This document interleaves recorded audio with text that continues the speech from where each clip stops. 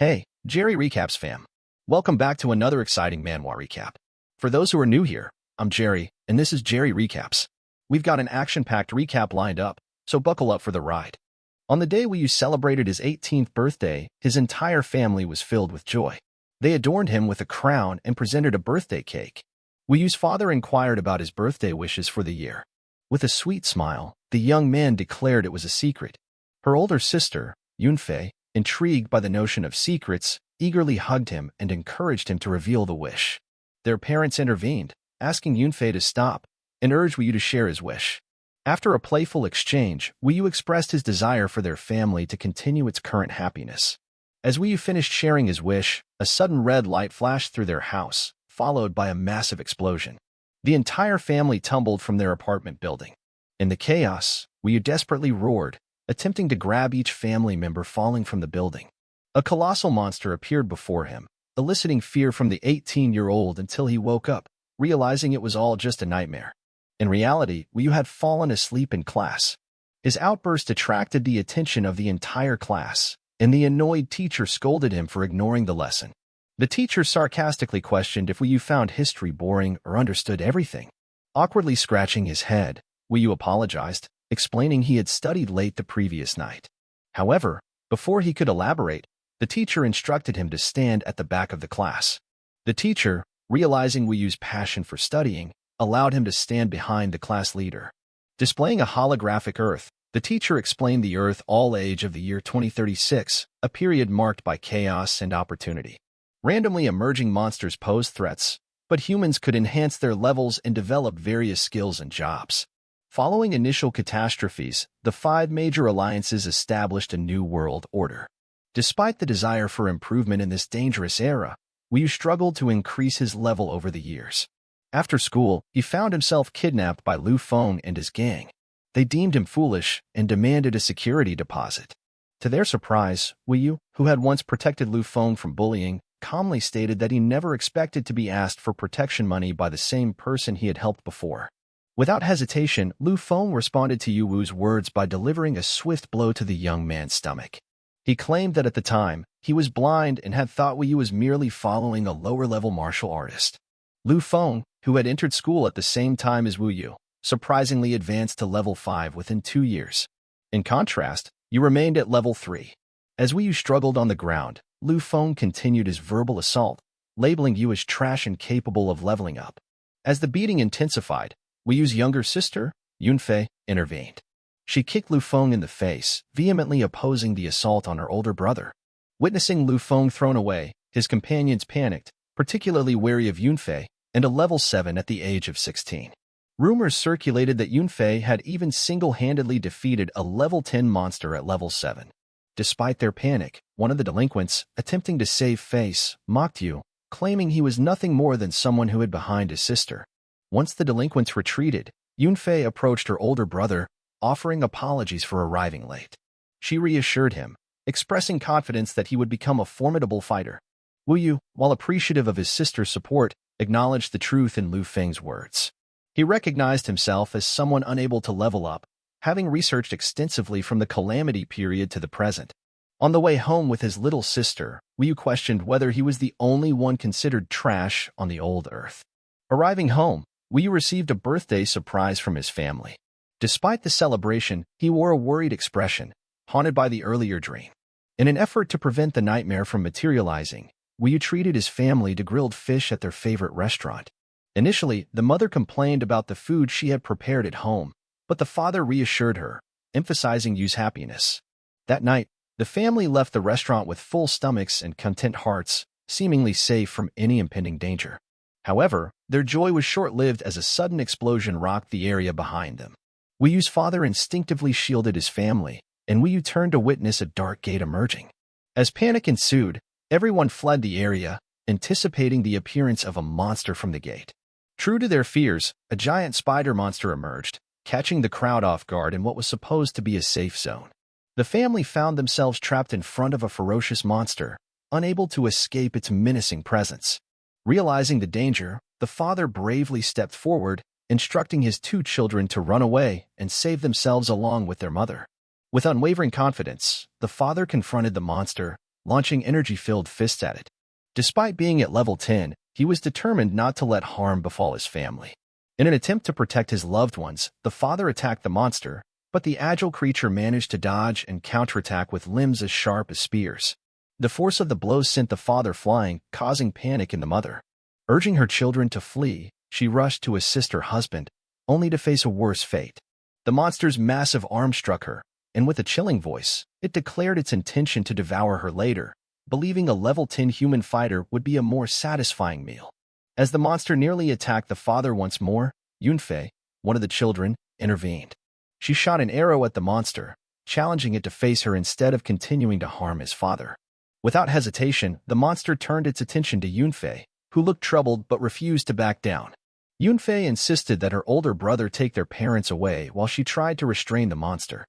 Panicked and realizing the nightmare unfolding before him, Wu, the youngest of the siblings, stood frozen, unable to move.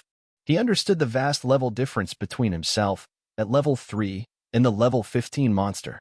In a critical moment, the monster stabbed Yunfei's body, causing her to fall with a significant wound. The monster approached her, expressing its intention to consider her its food. According to the monster, a young woman's body would be particularly satisfying. As the situation grew direr, Yunfei found herself paralyzed with fear. The monster's impending attack threatened him once again, but just in time, her older brother, Wu, arrived to shield her. Wu implored his little sister to escape the dangerous scene immediately, recognizing that he couldn't hold the monster back much longer.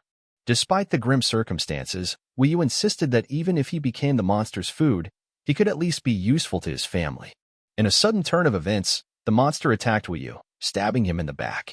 Despite his terrible condition, Wu selflessly urged his little sister to save herself. Following her brother's words, Yunfei ran for her life, leaving behind a scene of chaos and uncertainty for the family. In critical condition, Wu desperately wished for strength, hoping that the dire situation could be averted. Despite his weakened state, he clung to the hope that his level could somehow be improved. The realization that he might be too weak due to his inability to increase his level weighed heavily on him. Slowly, his consciousness began to fade, and the monstrous laughter of the creature echoed as it seemed to revel in the defeat of a level 3 challenger. However, a sudden intervention occurred as a system notification appeared, indicating that the host's accumulated points had reached the required standard. The system activated, and in the absence of Wu's ability to move, it randomly selected a formidable figure to take charge on behalf of the host. The chosen entity was a fearsome figure clad in red armor. Meanwhile, Wu's sister, Yunfei, attempted to escape with the little strength she had left. Apologizing silently to her older brother for being unable to assist, she found her path blocked by the relentless monster. Realizing escape was not an option, Yunfei decided to take revenge on behalf of her brother. She charged towards the monster, but just as she did, a stern male voice commanded her to dodge. With lightning speed, Wu appeared on the scene with tremendous energy. In a single powerful strike, he sent the massive monster crashing into a nearby wall. Yunfei looked at her brother with awe, recognizing that he had regained control with newfound strength. Encouraging her to leave, Wu prepared to face the monster alone. The monster, however, rose again from the debris and launched another attack on Wu. Undeterred, the creature believed that a level 3 human wouldn't succeed in fending it off. Determined to defeat and consume Wu, the monster attacked once more. Yet, Wu, harnessing the energy he had recently discovered, conjured an enormous sword and unleashed a lightning-infused strike. The impact was formidable, breaking several of the spider monster's arms. The unexpected resilience of the level 3 fighter caught the monster off guard. Despite its retreat, Wu suddenly coughed up blood. Suspecting that the newfound power surpassed the limits of his body, Wu felt as though he was being torn apart by the overwhelming force. Observing the monster confidently dismiss Wu's feeble attempts, it laughed with satisfaction. The monster ridiculed Wu's supposedly weak body, believing it incapable of generating significant combat power. In the monster's view, Wu's body was on the verge of exploding. This confirmation echoed within Wu as he realized his HP was almost depleted, and the golden transformation energy had locked his HP. Time was of the essence. He needed to defeat the monster swiftly before the transformation energy ran out, or death awaited him. Disinterested in Wu, the spider monster strolled in another direction, deeming him a mere waste of time. Despite Master Qin's assistance in opening the safe zone portal, the monster aimed to devour higher-level fighters. Seizing an opportunity as the monster attempted to escape, Wu created a substantial circle of fire around them, urging the creature to meet its end. Unexpectedly, a group of guards arrived to attack the monster. Wu Yu warned them to be cautious and not approach directly, fearing they might face fatal consequences. Some guards, however, persisted, underestimating the monster's strength and insisting that Wu Yu, a level 3 fighter, was only hindering their efforts. The guard squad believed they could defeat the spider monster, especially as its HP dwindled to 30%. However, the monster had different plans. Swiftly deploying a net from underground, the monster ensnared the entire guard squad, preventing their escape.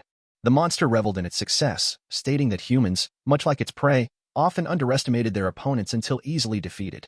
With the guards captured, the monster absorbed all their experience, causing panic among the onlooking Yu. Witnessing the monster rise 3 levels after absorbing the guard's experience, it gained even greater strength. Approaching Wu Yu, the spider monster declared that it was now the young man's turn to die. The spider monster wasted no time and launched a powerful attack on Yu. Despite his efforts to endure, Yu found himself struggling against the force of the monster's onslaught. The monster, indifferent to defeating a seemingly lower-level human like Yu, emphasized its primary goal, to increase its level and trigger a transformative event. Relentlessly attacking Yu, the monster decided to toy with him, intending to play until his demise before consuming him. With each passing moment, Yu's ability to withstand the monster's attacks dwindled. He recognized the drastic increase in the monster's strength, leaving him confused about his next move, especially since his energy was almost depleted. The monster, finding amusement in Yu's desperation, mocked him, questioning the whereabouts of his earlier fighting spirit. Unable to endure any longer, Yu was thrown away by the monster's relentless assault. Seizing the opportunity, the monster asserted that trash would always be trash. Undeterred, Yu stood up again, his face now serious. He recounted the 3 years during which he endured laughter and insults from many due to his inability to increase his level. Determined to showcase his true strength, Yu activated a formidable attack with his sword, conjuring a massive flamestorm that engulfed the monster. The giant creature roared in agony as its body succumbed to the mysterious flames. Realizing that this was no ordinary fire, the monster questioned Yu's ability to create such a powerful attack. Before it could receive an answer, the monster's entire body was charred by Yu's relentless assault. The system swiftly appeared, announcing Yu's successful defeat of the ghost demon spider monster, earning him 20,000 experience points. However, victory came at a cost. Yu, nearly fainting, reached the limits of his body. Despite the toll on his health, he felt a sense of accomplishment for defeating the monster. As he attempted to pick up the dropped items, his eyes gradually closed, his weakened body unable to endure any longer. The system, recognizing the severity of Yu's injuries, automatically converted 10,000 experience points to repair his body. With the remaining experience points at 10,000, the system efficiently restored Yu's health to 100%, bringing a swift end to the challenging ordeal. Wu Yu's eyes fluttered open, and he was taken aback to find himself not in his familiar system space. Confused and curious, he looked around, finding a vast expanse reminiscent of the galaxy, filled with planets and stars. This new environment left him puzzled about where he was and what kind of place this could be. The system promptly informed him that, after the global field conversion, each player had their own system space, allowing them to observe and determine their attributes, as well as store various equipment. In the cosmic-like surroundings, Wu Yu spotted the figure of a man donned in red armor. Suspecting that this figure might be the source of his newfound strength, he realized it was the Qian Emperor, a maximal-level character. The system welcomed Wu Yu to the maximal-level account of the kings, revealing that the system had max-level accounts from various game planes. Due to Wu Yu's accumulated experience points reaching level 10, a random account had automatically activated. Grasping that his 3 years of hard work had not been in vain, Wu Yu couldn't help but feel a sense of achievement. However, he also recognized that his experience had been forcibly absorbed by the system. The notification indicated that while the initial level of King Qian was at the maximum, Wu Yu needed to use X points to increase the link level for each account. The higher the link level, the stronger the account could be utilized. The system advised him to gather more X points quickly to enhance the link level. Receiving this information, Wu Yu realized that even in this extraordinary situation, there were no free lunches. Yet, he saw potential in leveraging the power of King Qian's account to accumulate more X points. However, he pondered that strength alone might not be sufficient in this diverse world with known and unknown challenges. Contemplating the optimal use of the system, Wu Yu acknowledged the need to understand its capabilities quickly. The King Qian account, he discovered, possessed the abilities of a max-level powerhouse from another world. This power had been utilized in the past to lead a clan, unifying the world and earning the title of Qian Emperor by subsequent generations. The account, boasting a link level of 10 and the attributes of inflammatory and darkness, wielded flame shadow greatswords as weapons. With impressive basic fire attribute skills, the account proved to be a formidable asset in Wu Yu's newfound journey. Receiving the notification, Yu understood that his immediate goal was to level up quickly, unlocking more accounts and eventually creating a king army with diverse attributes. This strategic approach would ensure that you had no weaknesses in attributes. The system informed him that there were 10,000 experience points remaining, presenting the option to either increase the account link level or unlock additional skills. Prioritizing survival skills, you decided to increase the link level, believing that other skills could be developed later. Upon his request, Yu's body was engulfed in a bright light, signifying the system's confirmation of his increased link level. Now at level 2 with a link level of 12, you felt a surge of immense power entering his body. However, to his surprise, when he inquired about his basic attributes, the system revealed that his level remained at 3. This revelation left you wondering if the system was compelling him to continue behaving like an amateur. Suddenly, you heard his little sister's voice, prompting him to open his eyes. Finding himself comfortably in a hospital bed, he realized his body had no wounds and had been completely healed. Although grateful for his recovery, he couldn't help but regret spending 10,000 experience points. As he lay in his room, you overheard his younger sister arguing with the doctor about the exorbitant treatment costs. Despite the expensive treatment, you felt a wave of happiness upon realizing that his family was safe. However, their condition was not ideal, requiring intensive care. The doctor explained that all family members had been affected by elite monster debuffs or poisons, necessitating long-term treatment with special medicines. The only way to eliminate the poison and ensure a complete recovery was through extended medical care. The doctor's prognosis brought great sadness to Yu's younger sister and mother. The doctor mentioned that without the required medicine, Yu's father had less than a month to live, and Yu himself had even less time, not more than a week. Faced with this grim reality, Yu's family was plunged into deep sorrow. Despite the dire circumstances, Yu's mother reassured them, expressing her determination to find a way to gather the necessary funds, whether by selling their house or exploring other means to cover the hefty medical expenses. Suddenly, a young man's voice echoed, interrupting the mother's contemplation of selling their house. It was Yu, who stood in the hallway and firmly opposed the idea of selling the house. He asserted that the house represented their hard work and held countless family memories, making it an integral part of their lives. Yu assured everyone that he would find a way to raise money for maintenance, eliminating the need to sell the house. This unexpected turn of events shocked everyone. Yu's younger sister, Yunfei, approached him, curious about why he was already out of bed. Yu, demonstrating his resilience, stated that he was fine but urged his little sister to stop talking to prevent worsening his condition. The doctor, who had expected Yu's health to be in a dire state, was surprised to see him standing in good shape. Furthermore, the doctor detected that the poison in Yu's body had completely disappeared, a remarkable recovery considering he had suffered the most fatal wounds and poison among the family members. Intrigued by Yu's rapid healing, the doctor inquired about the young man's secret. Yu, however, downplayed the importance of the reason, emphasizing the urgency of further treatment. With concern, Yu asked the doctor about the total cost for treating all his family members. The doctor, with a heavy heart, stated that it would amount to around 300,000. Sensing something unusual about Yu's condition, the doctor noted that, despite being at level 3, Yu's healing speed surpassed even those at level 60. Undeterred, Yu pleaded with the doctor to proceed with the treatment, promising to collect the required amount within an hour. The doctor, astonished by Yu's confidence, agreed to give him an hour despite finding the notion nearly impossible. Once outside the hospital, Yu sat in the park, contemplating how to quickly gather 300,000. Despite his habit of saving money and the income from killing ghost demon spiders, the amount was still far from the target. Yu determined that the fastest way to raise money was to sell items and equipment.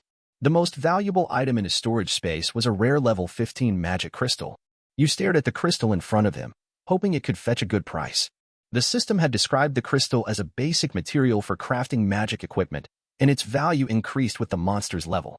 Being a level 3 fighter, you realized that a standard auction house wouldn't be the quickest or most viable option due to level restrictions and the time-consuming nature of the process. After contemplating various options, you decided to explore the underground black market beneath the shadow of the Safe Zone 9. He knew that here, regardless of one's level, anyone could freely trade. The prices of goods in this covert marketplace were manipulated by powerful groups, making it a mixed and unpredictable environment. As you approached the entrance of the black market, he encountered two imposing men who warned him that it wasn't a place for little devils to play. They strongly advised him to leave immediately. Undeterred, you explained that he was there to sell his goods, emphasizing that he understood the nature of the market and wouldn't cause trouble. One of the men, sporting a facial wound, scoffed at Yu's words, claiming that the black market didn't deal in children's toys. You, however, insisted that he possessed valuable items and urgently needed to make a sale. The other large man, growing impatient, seized you by the collar of his robe and demanded to know what a little kid like him could possibly have. Despite their skepticism, Yu pleaded to be allowed inside, promising he had legitimate goods to offer. The atmosphere grew tense as the men debated whether to let Yu enter. They were clearly wary of his presence, suspecting he might be attempting to deceive them or cause trouble within the black market. Guards were displaying rude attitudes, causing disturbance at the entrance. An old man emerged from the balcony door to address the situation. According to him, when the door is open for business, the focus should be on making profits from good things. He emphasized that everyone is free to trade as long as they have quality goods. The guards yielded to the old man's words, falling silent before him. Elderly, as the old man was called, then turned his attention to Wu Yu, asking him to reveal the valuable items he had brought. Wu Yu opened his robe, unveiling a red gem. The sight astonished Elderly, who hadn't expected such a rare crystal stone. Despite Wu Yu being only at level 3, possessing such a precious item surprised both Elderly and the guards. Elderly instructed his guards not to discuss this matter further, and he decided to invite Wu Yu inside. Upon entering the first floor of the Black Market Trading Center, Wu Yu was amazed by the modern and advanced conditions. The reality was far different from what he had imagined. The place resembled a bar, and a flirtatious female waitress added to the unconventional atmosphere. It seemed like the owner had a strategy of getting buyers drunk and entertained. However, 2 men halted Wu Yu's progress, mocking him as a level 3 newbie. They even suggested he go home and drink milk like a child. Intent on further bullying, the 2 men were stopped by Elderly's guards, stating that Wu Yu was a guest of the Huangzing group. Faced with this, the men released Wu Yu but not without expressing their displeasure at losing their target to the Huangzing group. In a special VIP private room, Elderly warmly welcomed Wu Yu, acknowledging the quality of the magic crystal but noting that, being level 15, the price wouldn't be exceptionally high. This revelation surprised Wu Yu, who had expected a fair deal. It became evident that Elderly wasn't keen on offering a just price. Despite Wu Yu's low level, he wasn't naive and could discern the value of his possessions. The young man urgently requested a favorable price, expressing his impatience. Elderly chuckled at Yu's request, recognizing his decision-making abilities despite being at level 3. However, Elderly clarified that ordinary magic crystals were typically valued at 1,000 or 2,000, but due to the rarity of Yu's magic crystal, he was willing to purchase it for 100,000. This revelation surprised Yu, as he believed his crystal was worth at least 200,000. Feeling treated like a child and deceived, Yu stood up, declaring his refusal to proceed with the transaction. Expressing his dissatisfaction, Yu contemplated leaving the room to seek a better deal elsewhere. However, his exit was blocked by 2 imposing men. Elderly emphasized that once the young man entered his room, he had no choice but to sell his goods to him, as nobody dared to refuse the Huangzing group. Wu Yu, observing the situation, questioned whether a confrontation was truly necessary. Despite the lower black market prices, Yu considered using the Qiyin Emperor's account to escape. However, the potential chaos and negative consequences dissuaded him, realizing that it might jeopardize his ability to earn any money. Elderly threw a wad of money on the table, insisting that Yu accept the 100,000 offered. Although a significant sum for someone of Yu's age, he hesitated, feeling trapped. A black-robed youth pondered whether Yu could accept the money without alternative choices. Faced with an unexpected situation that strength couldn't resolve, Yu felt particularly unlucky that day. Just as the tension escalated, a voice from outside interrupted the standoff. The speaker expressed surprise that a respected group like the Huangzing group would engage in business with a level 3 individual. Perceiving the situation as embarrassing, the speaker instructed a tall, masked aide to remove the people blocking the VIP door. Following that, the young lady entered the room and expressed her intent to join the business upon hearing about something good. This woman was Miss Mo Kier from Han Mo Group. Elderly, taken aback by her presence, questioned her audacity in attempting to interfere with his transaction. Miss Mo responded by stating that stealing was a harsh term, emphasizing that black market regulations dictate trade should be proportionate to the price and quality of goods. She reminded Elderly that he should be well aware of these rules. Wu Yu glanced at Miss Mo, recognizing her name. Miss Mo approached Yu and commented on the interest she found in the magic crystal he possessed. She proposed a bid of 300,000. Elderly, visibly shocked, hadn't anticipated such a high bid, especially when Yu had initially asked for 200,000. Miss Mo justified her bid, claiming to be rich and stubborn, yet not akin to the Huangzing group, who would exploit a level 3 individual. According to her, Elderly had spent an extra 100,000 to protect Yu. Annoyed by Miss Mo's words, Elderly promptly left with his guards. Miss Mo bid him farewell and expressed a hope to meet again when there was good stuff. Observing this interaction, Yu recalled the long-standing hostility between the Huangzing and Han Mo groups in the 9th Security Zone. Despite the troubled relationship, Yu found himself benefiting from their discord. Realizing Miss Mo's wealth, he expressed gratitude and attempted to offer additional items, but she swiftly rejected him, emphasizing that he didn't need to thank her.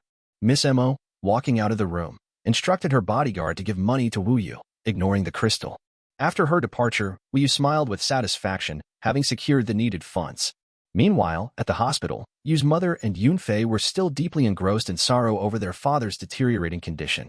Suddenly, the hospital director, with a notably large body, burst into the room, visibly agitated. His anger stemmed from a patient refusing to pay the hospital fee.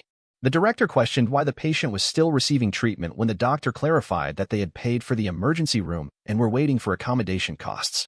Despite the explanation, the fat director grew increasingly furious, grabbing the doctor by the collar, expressing annoyance at running a hospital, not a welfare institution. He asserted that a cheap person's life isn't as valuable as the medicine they bought. The doctor persisted, explaining that the patient's son was collecting money, and they could wait a bit longer. The director, unyielding, dismissed the doctor's words, claiming a level 3 fighter, like the son, couldn't possibly collect 300,000. He criticized the scarce nutrition given to the patient, deeming it a waste of money. The director even suggested selling the parents wouldn't be worth enough to cover the expenses. Despite this, the family insisted on continuing treatment, viewing it as a necessity. As tensions rose, the fat director attempted to grab the patient's body, but Yunfei intervened, pleading for her father's well-being. Yunfei tried to convince the director that her older brother would return with the required money. A commotion ensued, with the director wanting to remove the medical device attached to the patient. Yunfei resisted vehemently, but the director, undeterred, pushed her weakened body. In a critical moment, Yu entered the room, kicking the door open. Seeing the broken door, the director's anger intensified, and he immediately grabbed Yu's clothes. The director demanded to know who Yu was and why he dared to break down the hospital door. Instead of answering the director's questions, Yu, with a stern expression, asked if the director's dirty hands were the ones hurting his family. The situation escalated as the director, feeling a sudden burning sensation in his left hand, sought help for the unexpected injury. Distressed, the director left the room in search of assistance. The doctor, observing the commotion, approached Yu and inquired about what had transpired. Yu nonchalantly explained that the director, despite having the authority to expel them, had harmed his family. In response, Yu administered a small punishment by causing the director's hand to burn. To ease the doctor's concerns, Yu assured him that he would pay an extra 10,000 yuan for their treatment and compensation. He remarked that such consequences were warranted for the greedy director's actions.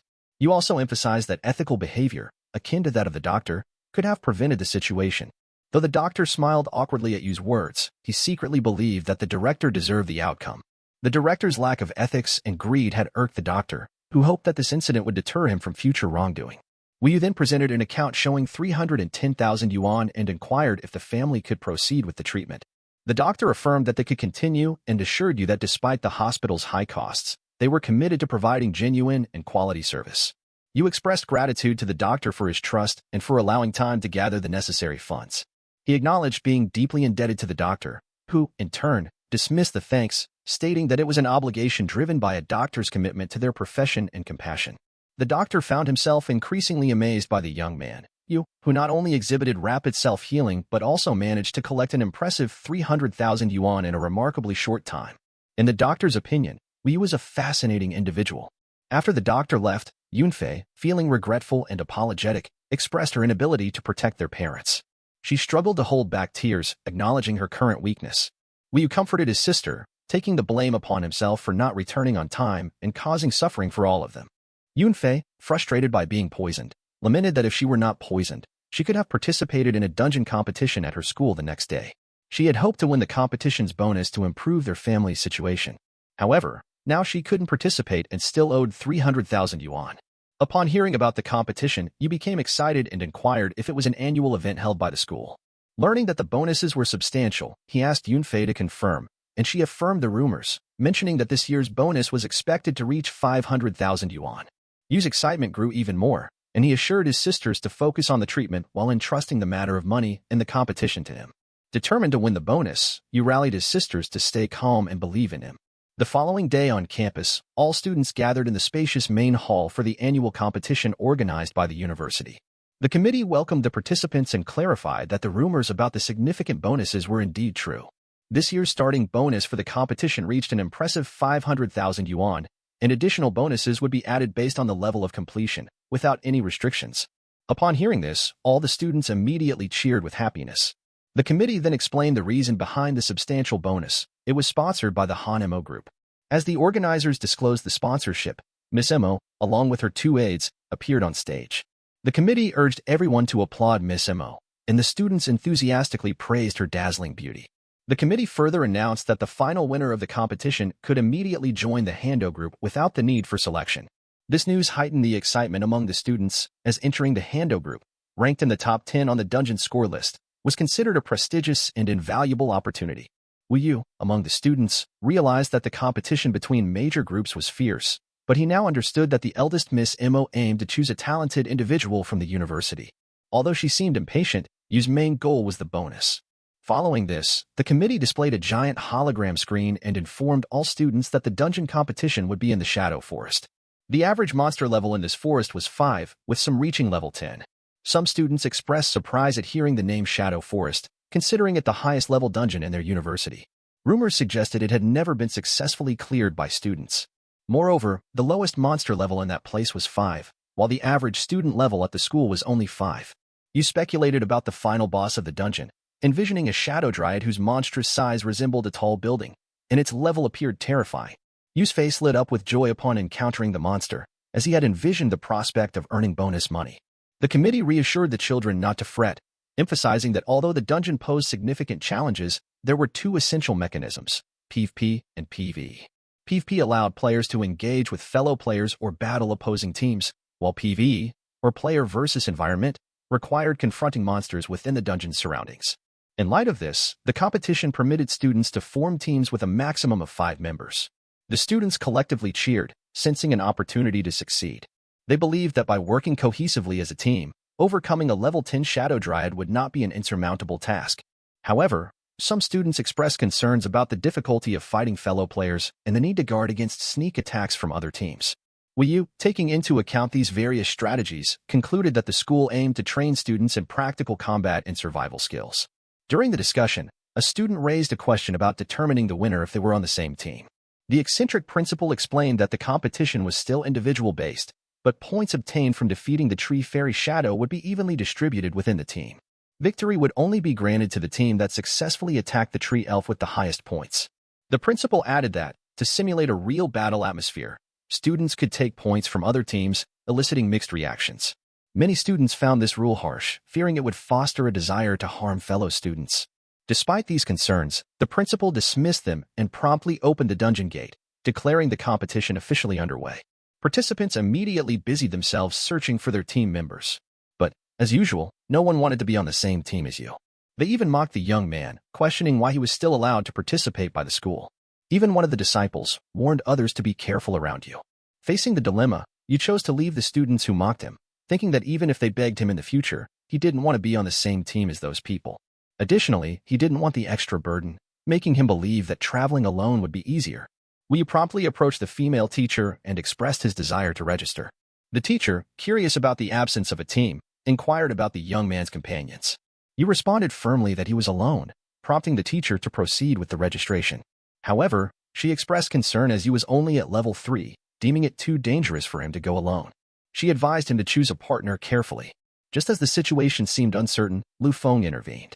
Dismissing the teacher's worries, he expressed his opinion that Yu was just trash and suggested that the young man should go in alone and be sacrificed. 2 of Lu Feng's colleagues appeared and demanded an apology from Yu for an incident the previous day. They further provoked Lu Feng to beat Yu again. Lu Feng then proposed a strange condition. If Yu agreed to sleep on the ground and bark like a dog, he would take him into the dungeon. Lu Feng's colleagues laughed with satisfaction at this unusual condition. Surprisingly, Yu, instead of being offended, asked how to bark. Lu Feng, caught off guard, quickly imitated the sound of a dog. Amidst the laughter, Yu chuckled, and it was at this moment that Lu Feng realized his own foolishness. In a fit of anger, Lu Feng raised his arm, prepared to strike Yu, who had dared to mock him. Suddenly, the registrar teacher stepped in, swiftly blocking any potential altercation. The female teacher warned that if the students wanted to fight, they should do it in the dungeon, as fighting in the school area would result in no points.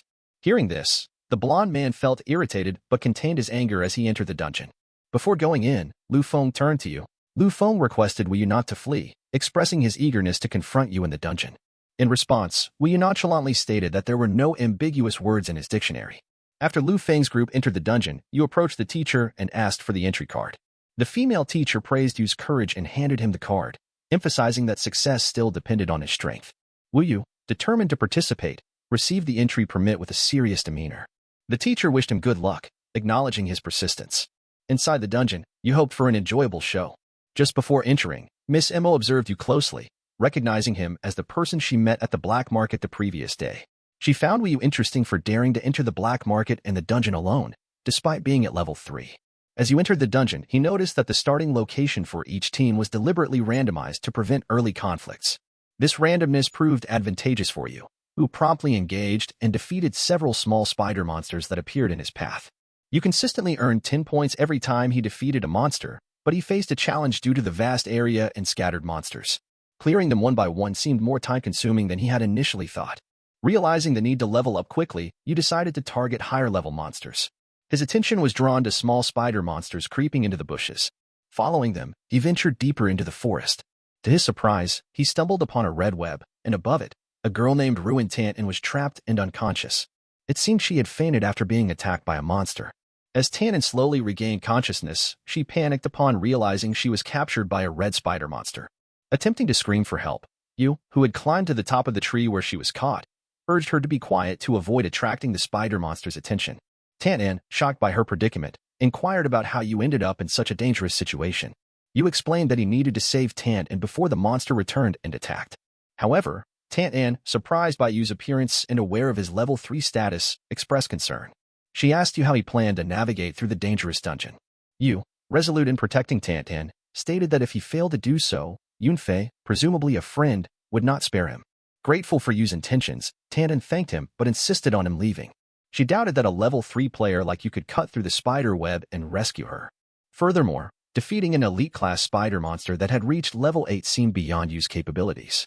You, however, smiled upon hearing this information. He hadn't expected that the elite-class spider monster he faced was only at level 8. You acted swiftly, burning the spider web in his hand until the entire net was charred. Tantin, astonished by the fact that the net burned without harming her, looked on. You then advised Tantin to find a team, emphasizing the danger she might face alone. However, their relief was short-lived as a drop of mucus fell on Yu's shoulder.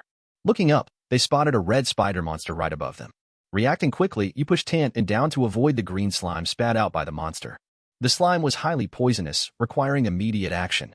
Both of them fell onto a massive spider web bridge, struggling to get up. In the midst of their efforts, they found themselves entangled in spider webs, tightly bound to each other in a state of panic. Panicking, Tantin screamed frantically, fearing for her life. You reassured her to stay calm, explaining that moving would only tighten the bond between them. Evaluating his situation, you felt trapped, reminiscent of a spider that guarded its eggs. Despite having the system, his lack of fighting experience made the situation perilous. He recognized the need to be more careful and diligent in the future. Suddenly, the red spider monster turned away, leaving them be. Tantin, thinking the monster had lost interest, believed they would survive. You clarified that red spiders typically laid eggs in the bodies of captured individuals to produce offspring. The monster's departure suggested the eggs might not be ready yet and that it would return later.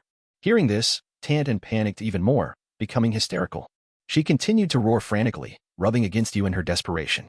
You, realizing the danger of being trapped too tightly, knew that something dangerous could happen. Concerned about the potential consequences, he decided to manually cut the spider web. Attempting to free themselves, you tried to bite the net around them. However, Tantin misunderstood his intentions, thinking he was up to something inappropriate. In the midst of this tense situation, you quickly reminded Tantin to stay calm and check their surroundings. You exerted considerable effort to break every net in front of them, relieved that the spider web wasn't poisonous and had just been removed. Initially attempting to free himself, you soon enlisted Tantin's help instead of her merely observing. Together, they worked to bite through the net, arguing throughout the process. An annoyed Wii U expressed his irritation as Tantin occasionally bit him mistakenly and made strange noises. Despite the challenges, they eventually succeeded in escaping the net. Tantin, overjoyed, cried with relief and gratitude for their successful escape. However, their celebration was short-lived as a noise from the bushes indicated the giant red spider would return soon. Wii U urgently instructed Tantin to find a team, while he would face the impending threat.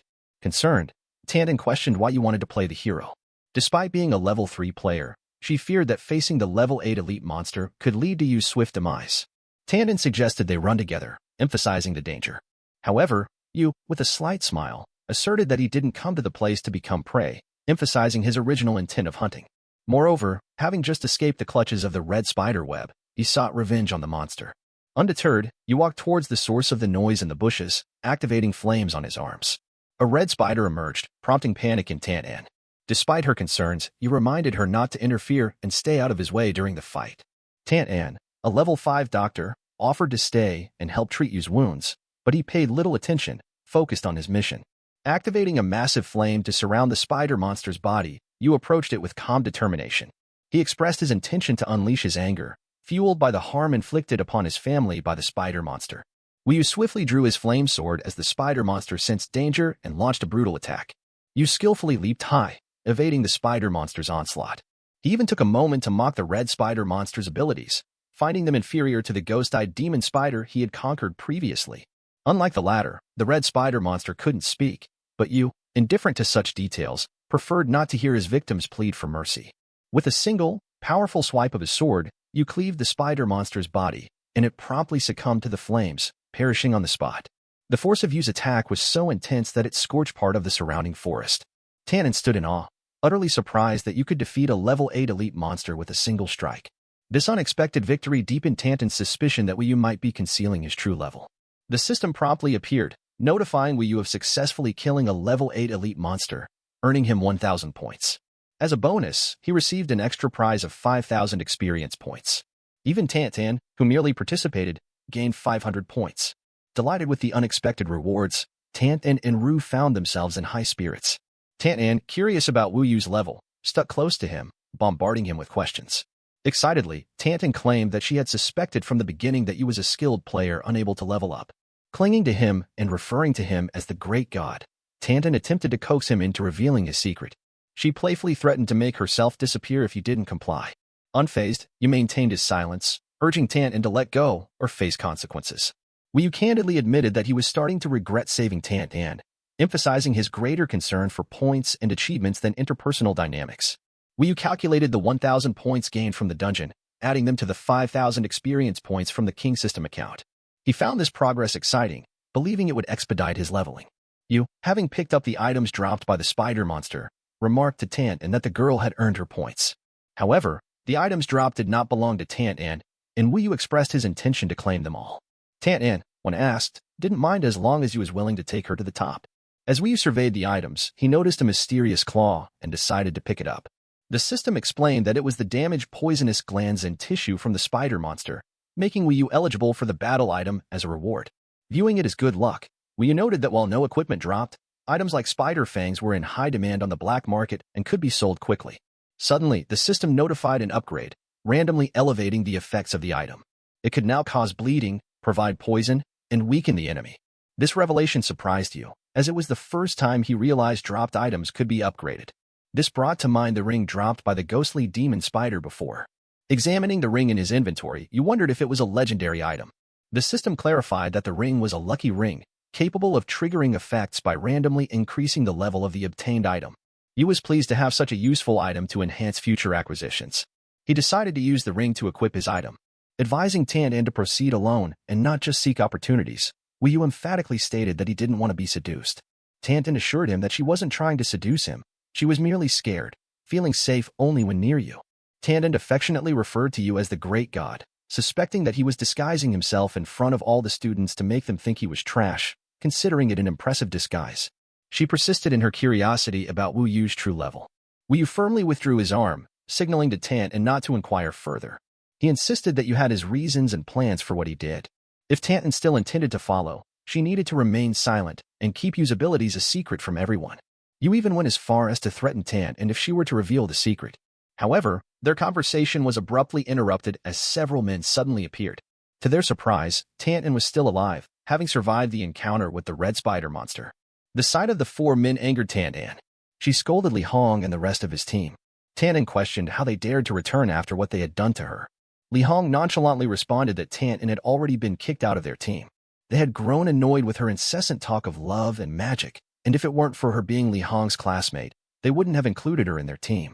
Pointing at Li Yang's face with a mix of anger and frustration, Tan-An refuted Li Hong's claim. She accused Li Hong of not merely kicking her out but using her as bait to distract the red spider monster while he and the rest of the team fled. In her eyes, Li Hong had no right to mock other people's dreams.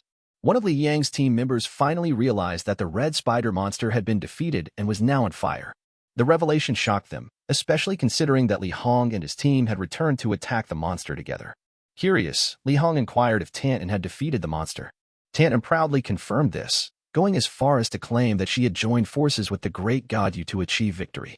In her opinion, Li Hong was a despicable criminal who couldn't even wield martial arts, making him incomparable to Yu. Li Hong and his team burst into laughter at the revelation that the great god, according to Tantan, turned out to be Yu. They mocked the duo, asserting that the two lovebirds were a perfect match, one being trash and the other known for their perceived stupidity at school. The four youths found immense satisfaction in laughing at Yu and Tantan. Tantan, however, became furious witnessing Yu being mocked. Li Hong and his team, despite losing 1,000 points for defeating the red spider monster, believed that it was Tantan who had killed the monster, not Wu Yu. In light of this, Li Hong and his colleagues extended an invitation to Tantan to rejoin their team, seeing them as valuable assets in the future. Tantan firmly rejected the offer, no longer willing to believe in Li Hong and the others' nonsense. Li Hong casually mentioned that they only needed Tantan to lie low, and they would secure victories against monsters. Their request was for Tantan to resume their roles as bait, considering it the greatest contribution the girl could make. Li Hong also warned that if Tantan followed Wu Yu, they would meet their demise. In response, Tantan grew angry and pleaded with Li Hong and the others not to insult the great god again. Suddenly, a booming voice echoed, startling Tantan. In fear, Tantan immediately hugged Yu, seeking an explanation for the mysterious voice. Li Hong and the others, too, turned towards the source of the sound. Li Hong explained that it was the roar of the Tyrannosaurus demon, an elite monster with 5,000 points. Excitement filled Li Hong and his team at the prospect of finding such a lucrative monster. They quickly decided to hunt for this monster, considering it more profitable than the red spider. Wu Yu, however, intervened, warning those who wished to confront the Tyrannosaurus demon that it would be akin to courting death. He advised against leaving, as their current strength would only render them as food for the monster. Despite Wu Yu's warning, Li Hong was eager to know what he meant. Yu continued, emphasizing that with Li Hong's current strength, he would merely become prey for the monster. Wu Yu discouraged them from leaving, cautioning that doing so would mean offering their heads to the monster. Li Hong, angered by these words, was ready to confront Yu. However, his colleagues restrained him, reminding Li Hong not to be influenced by someone they deemed as insignificant as Yu. They urged him not to lose focus on the bigger prey awaiting them. Li Hong reluctantly chose to leave, but not without issuing a threat to Yu, vowing not to forget what he had said. Tantan voiced her opinion, shouting that Yu was too good for Li Hong and the others, warning them not to come back crying for help from Yu later on. After Li Hong and his team left, Tantan suggested to Yu that they should explore the area and collect points from smaller monsters. Yu agreed to follow the girl's suggestion. However, the current map they were on was vast, and the monsters were scattered, with relatively low point values. Collecting points solely from small monsters wouldn't be sufficient for Tantan and Yu. Tantan expressed her curiosity about Yu's plans under these conditions. Yu revealed that they would follow Li Hong and the others, waiting for the right moment to seize opportunities elsewhere. A Tyrannosaurus demon was preying on monsters smaller than itself in the vicinity. Li Hong and his team, having arrived, witnessed the ongoing battle. The monster had lost 15% of its blood, presenting an advantage for Li Hong and his group. However, some team members started feeling scared as they sensed the overwhelming aura of the Tyrannosaurus demon. Yu contemplated suggesting surrender to Li Hong, considering the formidable opponent they were facing. Li Hong, however, staunchly refused to entertain the idea. Despite being a level 8 elite, the Tyrannosaurus demon was the only rare elite in the dungeon, potentially holding many unknown treasures. Li Hong, determined, reassured his team not to worry, claiming that with him on the team, there was nothing to fear. He rallied everyone, expressing his commitment to work together to defeat the demon and secure a spot in the top 10. In Li Hong's heart, though, there were other plans. He aimed to find Yu and settle their affairs. Additionally, he harbored hope that Tantan would take the initiative to congratulate him with a hug after their victory. In his imagination, Li Hong envisioned the moment when Tantan embraced him, and Yu apologized for any past misunderstandings. Despite nothing having happened yet, Li Hong felt a surge of happiness and excitement at the prospect of things going his way. Li Hong dashed towards the demon, issuing the command to attack with no mercy. As they charged, someone in the group suddenly recalled that Tyrannosaurus demons should be black and green, yet the one before them was red and black. Confused, Li Hong didn't understand what his colleague meant. The suspicion arose that the demon might be angry due to a previous battle with another monster. Annoyed at the tardy revelation, Li Hong's group realized the demon was aware of their presence and decided to retreat. However, the demon struck first with its colossal tail, causing devastation. They urgently sought help, but a burst of flames from the demon incinerated 2 members of Li Hong's team. Witnessing the cruel demon before him, Li Hong felt a shock, but he remained unafraid. Despite the demon's attention on him, Li Hong maintained optimism, relying on his speed and agility to escape or confront the monster later. He harbored a plan to redirect the demon's hatred toward others. Li Hong thought of you, imagining him close by during the confrontation. In Li Hong's mind, he envisioned you and Tan walking leisurely while he exerted himself in a sprint. As he caught his breath, Tan, upon seeing Li Hong, grew suspicious. To them, Li Hong seemed like a cunning wolf always ready to flee. Tan immediately suspected another sinister plan Li Hong might be orchestrating. Li Hong, however, assured them that he did not return empty-handed. Confused, you believed Li Hong had swiftly defeated the monster and approached to collect easy points. In his mind, you thought Li Hong's rapid movements indicated a direct attack.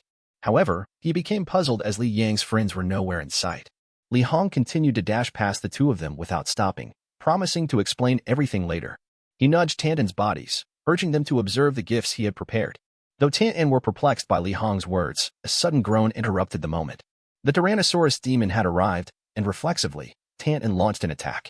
Wu felt a surge of anger at Tantan for attacking the demon, even though it showed no hostility towards them. Tantan, however, had no intention of initiating the confrontation. Now in a state of fear, Wu sprinted towards you, seeking his assistance. Observing the situation, Li Hong couldn't help but laugh at the apparent ineptitude displayed by Tantan, both of whom had never entered a dungeon before. For Li Hong, their performance was far from impressive, and he found amusement in their apparent incompetence. Li Hong was also curious to see how you would handle such a situation. To him, having both a trash and an idiot on the same team was an intriguing combination. Li Hong took the opportunity to mock and taunt you, insinuating that he should be grateful for the gifts Li Hong had provided. Eventually, Li Hong made the decision to leave, leaving you to face the Tyrannosaurus demon alone. He nonchalantly mentioned returning to collect Yu's lifeless body after the demon had done its job. As Li Hong's laughter gradually faded away, you could sense the diminishing presence of his adversary. In that moment, Wu seized the opportunity to act, determined not to let Li Hong escape easily. A surprised voice echoed as Wu expressed his disdain for Tantan, dismissing the girl's existence as completely worthless. However, in Wu's eyes, Li Hong was even more dispensable. Li Hong found himself taken aback by Yu's ability to pinpoint his location, despite using a technique to render himself invisible. Yu nonchalantly remarked that Li Hong's strength was considerably low, emphasizing that being invisible didn't make him entirely undetectable. Yu asserted that Li Hong's presence was still visible through the body heat he emitted. Li Hong, surprised that you could sense someone's presence through body heat, pleaded with you to release Li Yang's grip on his neck. Li Hong, eager to remind you of their family connection, emphasized that he was Yu's uncle's son. Li Hong implored you to release him quickly, citing the escalating violence of the Tyrannosaurus demon, which posed a threat to all of them. You dismissed Li Hong's plea and promptly displayed his formidable power, catching everyone, including Hong, off guard. Hong, astonished by Yu's unexpected strength, couldn't fathom how someone like you could enhance his power to such a degree. Recognizing Yu's strength, Li Hong saw an opportunity.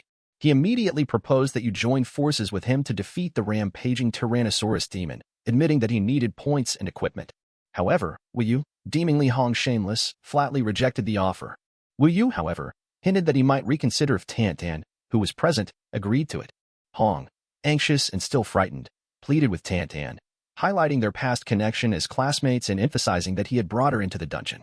Recalling Yu's domineering attitude, which had impressed them earlier, Tantan was initially moved. Li Hong seized the opportunity to plead again, attempting to win Tantan over by praising her beauty and kindness. Despite Li Hong's efforts, Tantan had no interest in forgiving him and urged you to leave, leaving Li Hong behind. Li Hong persisted, realizing that using Tantan as bait was a mistake. He admitted his guilt, acknowledging that he shouldn't have tried to manipulate her. Begging for a chance, Li Hong's plea coincided with the growl of the Tyrannosaurus demon, signaling its increasing anger.